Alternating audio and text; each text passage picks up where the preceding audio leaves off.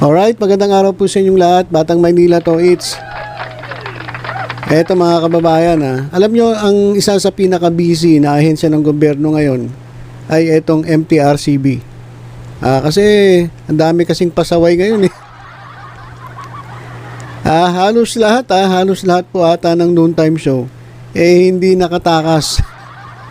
Yun po kasi ang mahirap kapag live television. Ang hirap po makontrol yung nangyayari kasi nga po naka-live at hindi naman sa lahat ng oras pwede mo nga ma-orient yung mga lumalabas sa television, lalong-lalo na kapag lumalabas sila sa ibang lugar.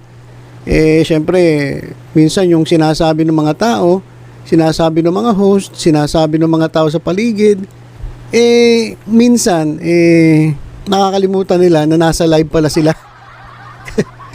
Kaya hindi mo maiiwasan na magkamali na makapagsalita ng mga bagay na hindi naangkop dun sa sa programa. Kaya naman ang nangyayari itong MTRCB, dahil kailangan nilang gawin ng kanilang trabahong protektahan yung mga manonood, pinapatawag, pinagpapaliwanag itong mga nasangkot sa issue. Okay lang sana kung yung mga gano'n na hindi sinasadya. Kumbaga kasi biglang nabigkas, nakalimot. Okay lang yun pero kung yung violation paulit-ulit na ginagawa sa isang programa, katulad na itong isang programa dyan. Yung mga host dito sa isang programa matitindi meron pang isang violation na pinag-uusapan sa MTRCB, dadagdagan na naman ng panibagong issue. Tapos ngayon, etong kanilang mga taga-suporta, yung kanilang mga panatiko na pulpul, magagalit, bakit daw sila pinag-iinitan? Well, tingnan ninyo yung mga host ng programang paborito ninyo. Tingnan ninyo yung mga ginagawa. Tanggol kayo ng tanggol, sila naman pasaway ng pasaway. Diba? Siguraduhin nyo na yung pinagtatanggol ninyo, hindi pasaway. Para hindi naman kayo magmukhang mga ingot. Tanggol kayo ng tanggol, sila naman pasaway ng pasaway. Hindi sayang lang effort ninyo. Okay lang yung mga hindi sinasadya. Tumbukin na natin katulad nung kay Wally Bayola. Malamang yung nangyari yun nung nakapagmura siya on air, malamang nadapa siya. Kayo kaya lalakad kayo, mapatid kayo, biglang madapa kayo, mauntog kayo. Baka naman pag katumba ni Wally, nag-ikot-ikot, tumama dun sa gutter, nakapagmura. Di ba? So, yun ay bugso ng damdamin na hindi mo may iwasan kapag ikaw ay nasa live television. Yung mga ganun, madali paliwanag yun di ba? Pero nasa MTRCB pa rin kung ano yung magiging desisyon nila. Kung kinakailangang suspindihin yung isang programa dahil dun sa pagkakamali, dapat tanggapin niya ng programa. Diba? Hindi yung magreklamo kayo. Yung isang programa magreklamo, yayayain yung mga taga-suporta, rally tayo, rally. Diba? Hindi ganun. Dapat tanggapin kung ano man magiging parusa. So, ginagawa lang ng MTRCB yung kanilang trabaho. Lalong-lalo na ngayon na ang tagapamuno dito ay si Chairperson Lala Soto. Ito, mga kababayan, si Chairperson Lala Soto, hindi basta-basta nagdidesisyon yan.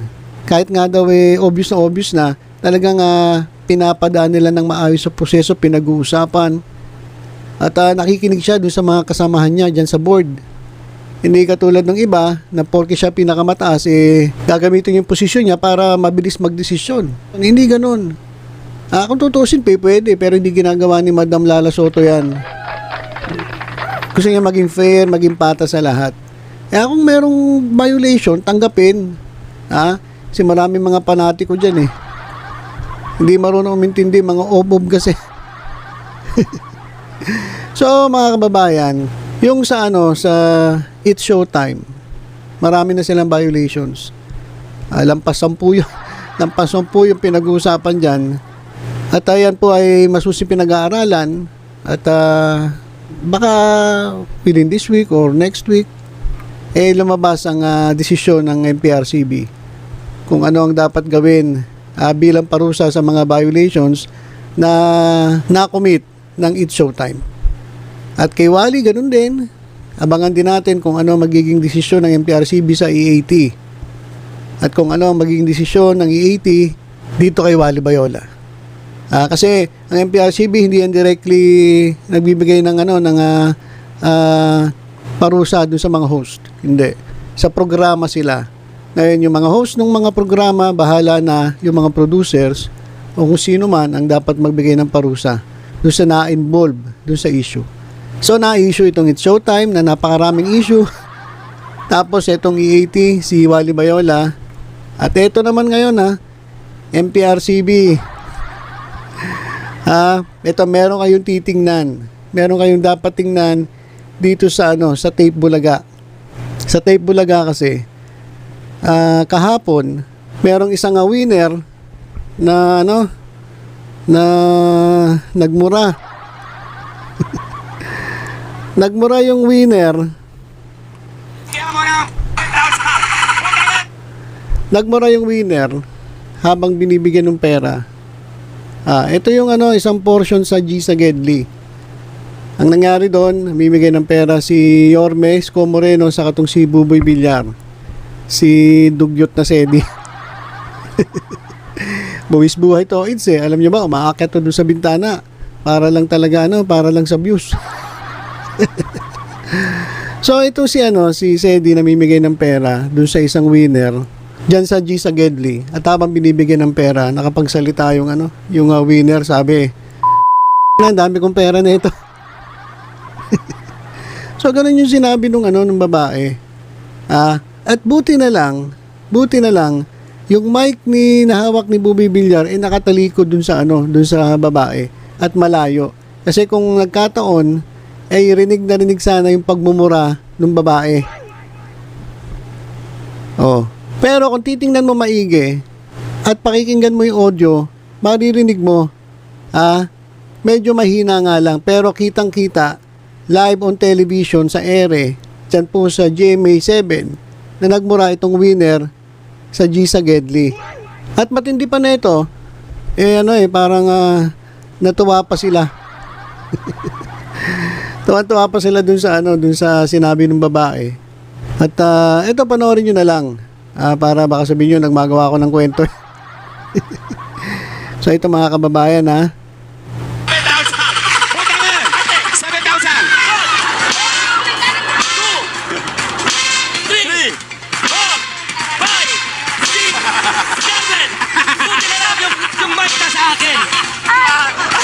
Gusto ko sinabi niya. Live tayo. Bawal bad words. Bawal ang pulis. Alright, so napansin niyo ba kung saan banda? Itong namimigay ng pera si Buboy Villar, bigla nagsabing babae na yung mura, ang dami niya na raw pera. May mga pambayad na raw siya ng utang. So, hindi masyadong rinig pero kitang-kita naman na nagmura yung babae. So, ito yung hindi ko alam kung anong magiging aksyon dito ng MTRCB. Kasi bagamat mahina, kitang-kita naman sa live television na merong winner dyan sa G sa Gedli na nagmura on live television. Kailangan ay imbestigahan ng MTRCB at kinakailangang aksyonan kung meron mang talagang nagawang violation. So kapag napatunayan na may violation, nako, lahat na ng noontime show ay maaaring maipatawag ng MTRCB. So busy talaga itong MTRCB. Kaya kay Chairperson Lala Soto, ma'am, alam ko napakahirap ng trabaho niyo diyan, busy kayo, pero ito meron na naman kayong tatrabaho. Meron na naman kayong iimbestigahan dito naman sa parte ng Tape Bulaga. Dun sa kanilang G sa Gedli na nangyari kahapon, August 22. Nung namimigay ng pera si Buboy Villar, na pamura yung binibigyan dahil marami na raw siyang pera, may pambayad siya ng utang. So, baka makita nyo rin dito na imbes na sawayin, ituwan-tuwa pa itong mga host ng Tape Bulaga. So, mga kaibigan, panibagong issue na naman to na sigurado pagpipiestahan. Nako.